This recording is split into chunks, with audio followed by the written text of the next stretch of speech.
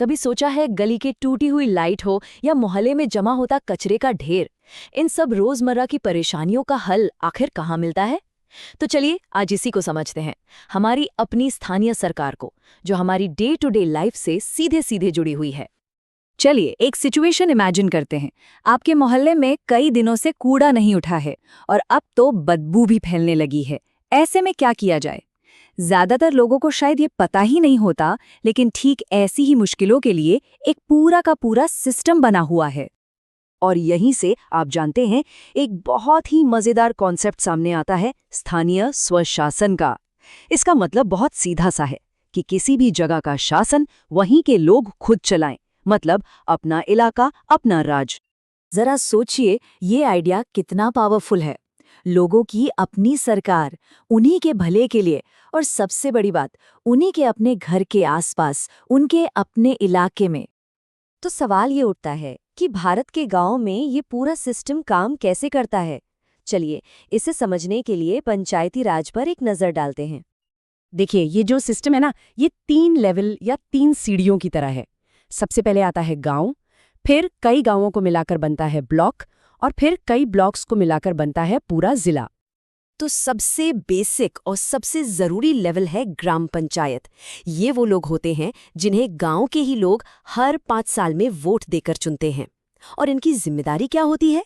पीने का पानी, सड़कें, नालियां, मतलब गांव की जो भी बेसिक ज़रूरतें हैं उनका ख्याल रखना। अच्छा, ये तो हुई थ्योरी की बात, पर असल में ज़मीन पर यह काम होता कैसे है? इसको समझने के लिए चलिए एक कहानी सुनते हैं लोकेपुर गांव की। तो देखिए, पंचायत ने सिर्फ एक टेम्पररी जुगाड़ नहीं किया। नहीं, उन्होंने जो भी फंड्स थे उनका इस्तेमाल करके एक लॉन्ग टर्म सोल्यूशन निकाला। और ये एक छोटा सा उदाहरण हमें दिखाता है कि लोकल लेवल पर जब फैसले लिए जाते हैं तो उनमें कितनी ताकत होती है। तो ये तो हो गई गांव की कहानी, लेकिन शहरों का क्या? चलिए अब जरा शहरों की तरफ चलते हैं और देखते हैं कि वहां सेल्फ गवर्नेंस का ये आइडिया कैसे काम करता है। बिल्कुल गांव वाले सिस्टम की तरह ही शहरों में भी पॉपुलेशन के हिसाब से अलग अलग लेवल बनाए गए हैं। जैसे जो छोटे छोटे कस्बे होते हैं वहां होती है नगर पंचायत, और जो बड़े शहर होते हैं वहां होता है नगर निगम। और यहाँ भी पूरा प्रोसेस एकदम डेमोक्रेटिक है।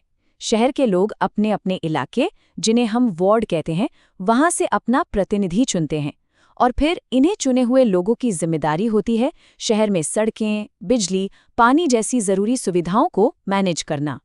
ओके, तो अभी तक हमने उन लोगों की बात की जिन्हें हम वोट देकर चुनते हैं, लेकिन सिक्के का एक दूसरा पहलू भी है, एक और बहुत जरूरी हिस्सा, और वो हैं सरकारी अधिकारी। ये वो लोग हैं जो असल में इन सभी योजनाओं को लागू करते हैं और जिले का डे टू डे का काम संभालते हैं। तो यहाँ पर इन दोनों के बीच का फर्क समझना बहुत जरूरी है।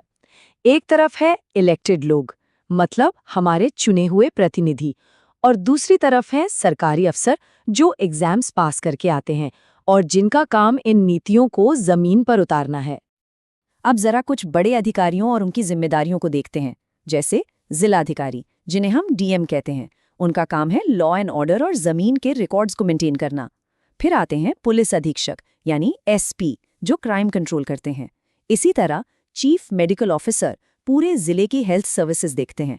मतलब ये सारे अधिकारी मिलके इस पूरे सिस्टम की मशीनरी को चलाते हैं। तो ठीक है, अब हमें ये पूरा स्ट्रक्चर समझ आ गया है, गांव से लेकर शहर तक, चुने हुए प्रतिनिधियों से लेकर सरकारी अधिकारियों तक।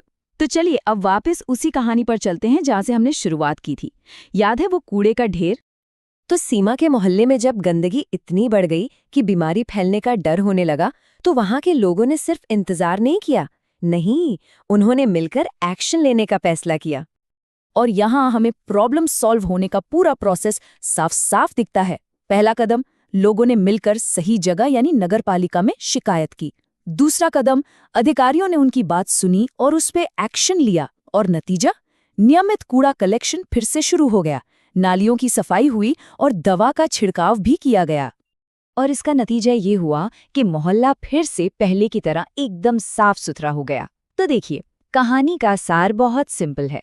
अगर हम अपने सिस्टम को समझेंगे तो ही हम उसका सही इस्तेमाल अपने और अपने समुदाय के भले के लिए कर पाएंगे। तो आज हमने स्थानीय सरकार के कौन और कैसे को समझा। अब असली सवाल ये है कि इस जानकारी को जानने के बाद अपने आसपास के माहौल में किस तरह का बदलाव लाया जा सकता है।